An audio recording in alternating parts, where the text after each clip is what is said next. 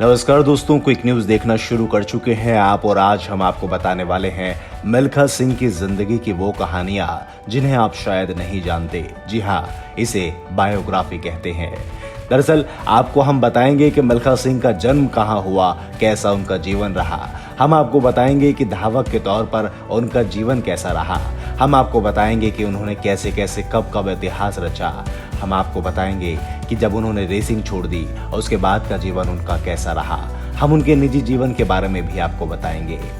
आपको शुरू करते हैं उनके प्रारंभिक जीवन के साथ। दरअसल मिल्खा सिंह का जन्म अविभाजित भारत में हुआ था, यानी कि जब भारत और पाकिस्तान एक हुआ करते थे तब मिल्खा सिंह का जन्म भारत के पंजाब में एक सिख राठौड़ परिवार में 20 नवंबर 1929 को हुआ था। अपने माँ बाप की कुल 15 संतानों में वो अकेले थे। उनके कई भाई बहन बाल्यकाल में ही गुजर गए थे, यानी कि जब वो छोटे थे जब ही वो भगवान को प्यारे हो गए थे। भारत के विभाजन के बाद हुए दंगों में जिस वक्त भारत और पाकिस्तान अलग अलग हो गए थे, उस वक्त मिल्खा सिंह ने अपने माँ बाप और भाई बहन को भी खो दिया। उसके बाद वो शरणार्थी बनकर ट्रेन के द्वारा पाकिस्तान से दिल्ली आ गए और दिल्ली में वो अपने शादीशुदा बहन के घर पर कुछ दिन रहे। कुछ समय शरणार्थी शिविरों में रहने के बाद वो दिल्ली के शाहदरा इलाके में एक बस्ती में भी रहे।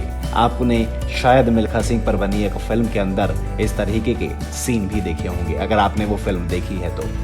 ऐसे भयानक हादसे के बाद उनके हृदय पर बहुत गहरा आघात हुआ।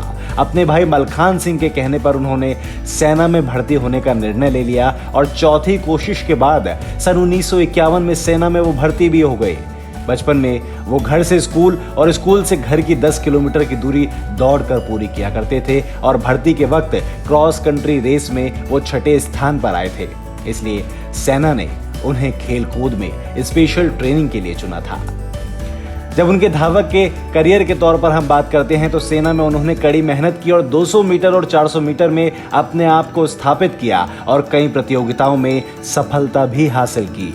उन्होंने सन 1956 के मेलबर्न ओलंपिक खेलों में 200 और 400 मीटर में भारत का प्रतिनिधित्व किया, पर अंतर्राष्ट्रीय स्तर पर अनुभव न होने के कारण वो सफल नहीं हो पाए। लेकिन 400 मीटर प्रतियोगिता के विजेता चार्ल्स जोकिंस के साथ हुई मुलाकात ने उन्हें न सिर्फ प्रेरित किया बल्कि ट्रेनिंग के नए तरीकों से अवगत भी करवा दिया।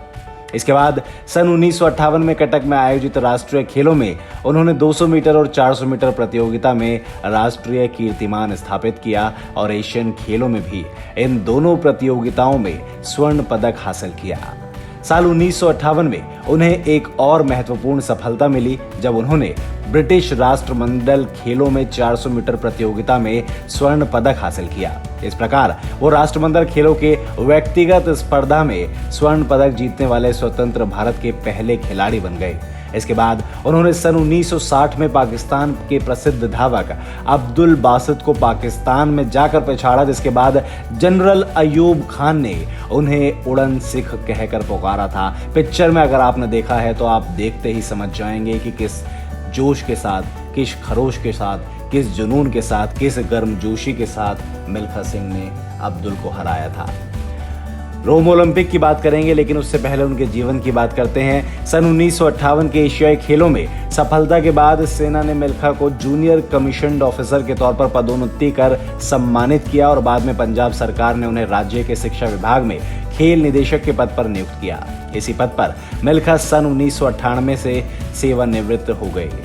साल 1958 में भारत सरकार ने उन्हें पद्मश्री से सम्मानित किया, पर मिल्खा ने सन 2001 में भारत सरकार द्वारा अर्जुन पुरस्कार के पेशकश को ठुकरा दिया।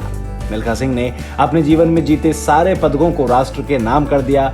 शुरू में उन्हें जवाहरलाल नेहरू स्टेडियम में रखा गया था, पर बाद में उन्हें पटियाला के एक खेल म्यूजियम में स्थानांतरित कर दिया गया।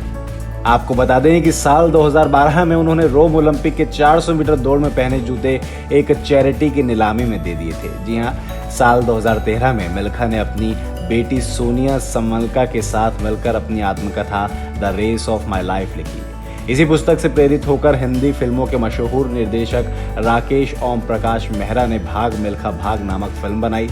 इस फिल्म में मिल्खा का किरदार मशहूर अभिनेता फरहान अख्तर ने निभाया था। मिल्खा सिंह ने भारतीय महिला वॉलीबॉल की पूर्व कप्तान निर्मल कौर से सन 1962 में विवाह किया। कौर से उनकी मुलाकात सन 1955 में श्रीलंका में हुई थी।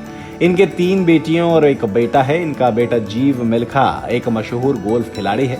सन 1999 में मिल्खा ने शहीद हवलदार विक्रम सिंह के 7 वर्षीय पुत्र को गोद लिया था। मिल्खा फिलहाल चंडीगढ़ में रहा करते थे। अगर इनके रोम ओलंपिक खेल की बात करते हैं जो कि 1960 में हुआ, तो रोम ओलंपिक खेल शुरू होने से कुछ वर्ष पहले ही मिल्खा अपने खेल जीवन के सर्वश्रेष्ठ फॉर्म में थे और ऐसा माना जा रहा था कि इन खेलों में मिल्खा पदक जरूर प्राप्त करेंगे। लेकिन रोम खेलों से कुछ समय पूर्व मिल्खा ने फ्रांस में 45.8 सेकंड का कीर्तिमान भी बना दिया। 400 मीटर की दौड़ में मिल्खा सिंह ने पूर्व ओलंपिक रिकॉर्ड तो जरूर तोड़ा, पर चौथे स्थान के साथ पदक से वंचित रह गए। 250 मीटर की दूरी तक दौड़ में सबसे आगे रहने वाले मिल्खा ने एक ऐसी भूल कर दी जिसका पछतावा उन्हें आज तक रहा।